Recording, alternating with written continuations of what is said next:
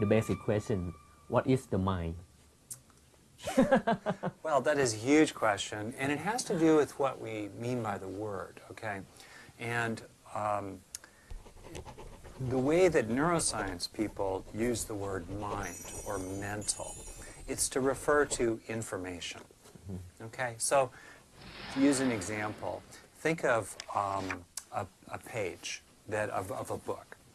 The paper of the page and the physical marks on the page that are the letters and the words and the sentences, those are physical. Those are material. But they represent information, meanings, ideas, instructions, how to do things. They represent information. Can you weigh information? Can you touch it? It's not physical. Information is immaterial, but it is always represented, at least down here on Earth. It's always represented by something physical. In the same way, the physical nervous system represents information. It stores information, it records information, it operates on information, it communicates information, and its information includes instructions, like how to reach for a cup. That's information. Think of a baby, a new baby. That baby has to learn so many things. How does the baby learn? The baby learns by changing the brain.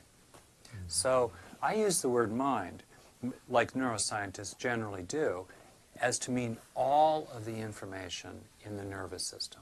Now, most of that information is unconscious.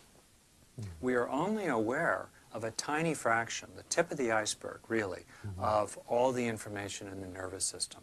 There's a kind of architecture. Layers and layers and layers and layers are built up to form the information that we're aware of, which is, you know, the six sense doors, really, the sights we see, sounds, tastes, touches, smells, and thoughts. That is a small fraction of all the information in the nervous system. Now, how neural activity becomes conscious experience is still a profound mystery. No scientist knows the answer to that question. How does the movement of the nervous system become the color red, or the smell of a rose, or our love for our children? No one knows the exact answer.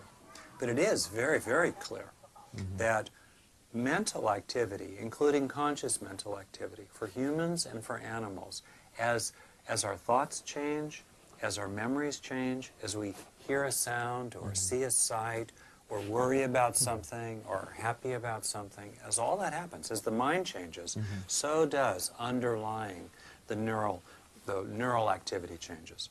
Okay? There's still a kind of gap. How does neural activity become conscious experience?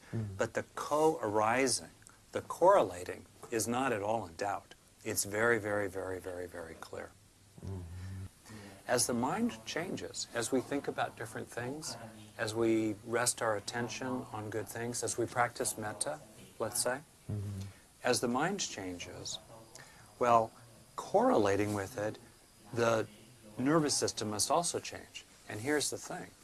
Neural activity changes neural structure. As different neurons fire, they start connecting together. And therefore, we can use the mind to gradually change the brain. Because as we change our mind, we change the brain temporarily.